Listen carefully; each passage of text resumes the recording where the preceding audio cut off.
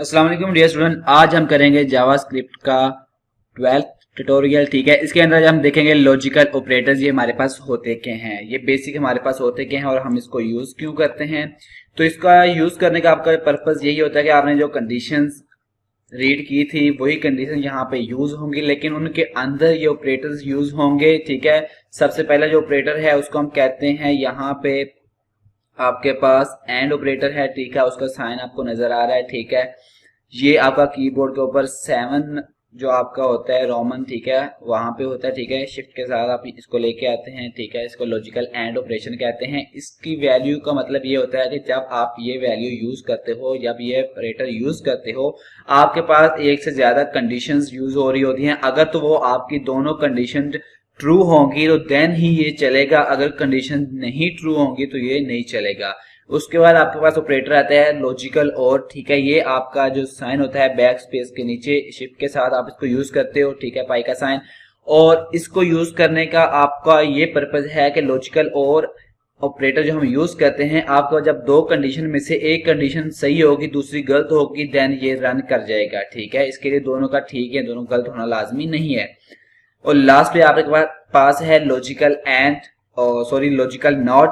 ठीक है, logical not का जो साइन है एक्सक्लेमेटरी, ठीक है, ये जो आपका रोमन 1 होता है शिफ्ट के साथ आप उसको दबाएं तो ठीक है ये आपका आ जाता है। इसका यूज करने का पर्पस आपके पास ये है कि जब आप लॉजिकल नॉट यूज करते हैं तो आपको ये रिवर्स आंसर देता है। अगर आपकी कंडीशन ट्रू है तो ये आपको फॉल्स दिखाएगा, अगर आपकी कंडीशन फॉल्स है तो ये आपको ट्रू दिखाएगा। इसको हम लिखते कैसे हैं, तो आपको सबसे पहले कंडीशन 1 लेनी है आपके इफ के अंदर। ठीक है, उसके बाद आपने यहाँ पे पहला ऑपरेटर यूज करना है। ठीक है, उसके बाद आपने कंडीशन 2 देनी है, अगर दोनों ठीक होंगी तो ये रन होगा, अदरवाइज नहीं। देन आपके पास दूसरी कंडीशन है। ठीक है, और ये जो कंडीशन आपके पास है इनमें से अगर एक भी आपकी ठीक होती है तो ये आपका रन कर जाएगा। देन आपके पास लास्ट थर्ड वाली है तो ये आपका रिवर्स आंसर देती है, अगर ठीक है तो गलत आंसर देगी, गलत है तो ठीक आंसर देगी। अब हम इसको प्रैक्टिकल देखते हैं कि हम इसको किस तरह से कर सकते हैं। आपके पास यहाँ पे सिंपल फाइल जो हमने पीछे की थी वही है। ठीक है, जैसे हमने इसको रन किया तो आपका स्क्रीन के ऊपर ये नजर आ रहा है खाली। ठीक है, ये जस्ट आपकी जो हेडिंग है यही आपकी रन यहाँ पे की हुई है। ठीक है, हम यहाँ पे क्या करेंगे कि हमने यहाँ पे वेरिएबल एक लिया हुआ है 50x। ठीक है, यहाँ पे हम लेंगे वेरिएबल y के नाम से। ठीक है, उसको वैल्यू हम देंगे यहाँ पे 80। ठीक है, इफ के अंदर हम क्या करेंगे, यहाँ पे देंगे अगर आपके पास x हो ग्रेटर देन इक्वल टू 20। ठीक है, और देन हम फर्स्ट ऑपरेटर लगाएंगे और फिर कहेंगे अगर आपके पास y की वैल्यू हो लेस देन इक्वल टू 70। ठीक है, तो ये हमने डॉक्यूमेंट डॉट राइट लिखा। ठीक है, इसको अब हम करते हैं सेव और अब हम इसको रन करेंगे। ये आपकी रन क्यों नहीं हो रही, क्योंकि आपका एरर आ रहा है कि आपकी जो वैल्यू है वो ठीक नहीं है। ठीक है, इसके लिए हमने क्या करना है कि यहाँ पे आपकी जो वैल्यू है आप उसको यहाँ पे चेंज करेंगे। हमने यहाँ पे ले लिया 80 या फिर आप ले लो यहाँ पे 90। ठीक है, इसको आप सेव करो।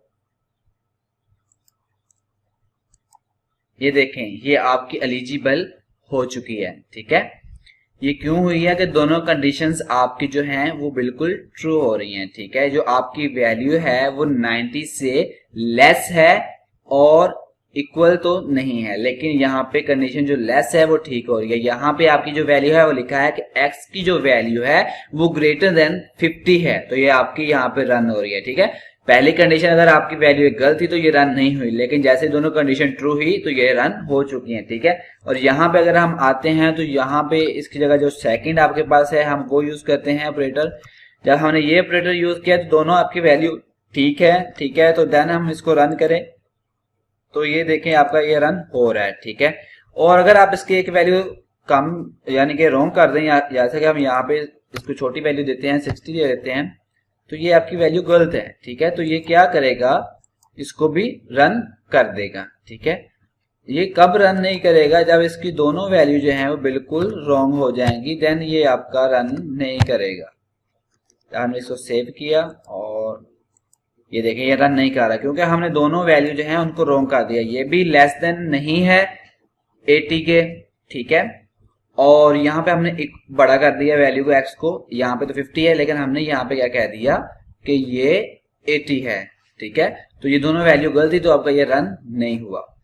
इसके बाद आपके पास इसकी लास्ट वैल्यू है, वो हम किसी एक ही वैल्यू पे उसको चेक कर लेते हैं, ठीक है। यहां से हम ये वाली वैल्यू हटा देते हैं, ठीक है। पहले हम यहाँ पे इसका साइन लेंगे, ठीक है। साइन लेने के बाद हमने क्या किया कि x की वैल्यू ली, ठीक है। हम इसको पहले रॉन्ग वैल्यू देते हैं, यानी कि ट्रू वैल्यू देते हैं। ये हमने लिया ग्रेटर देन का साइन इक्वल टू लिया हमने यहाँ पे 70, ठीक है।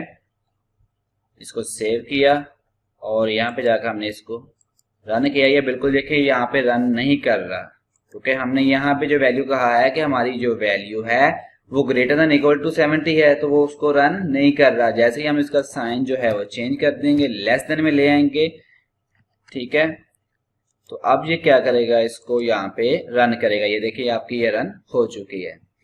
तो स्टूडेंट आई होप आपको आज की वीडियो काफी समझ आई होगी, काफी इन्फॉर्मेटिव लगी होगी। तो जिन स्टूडेंट अभी तक चैनल को सब्सक्राइब नहीं किया वो जल्दी से चैनल को सब्सक्राइब करें और इसको अपने दोस्तों के साथ भी लाजमी शेयर करें जो कि वेब डिजाइनिंग, वेब डेवलपिंग सीखना चाहते हैं। और इस तरह की मजीद वीडियोस के लिए हमारे चैनल के साथ रहें।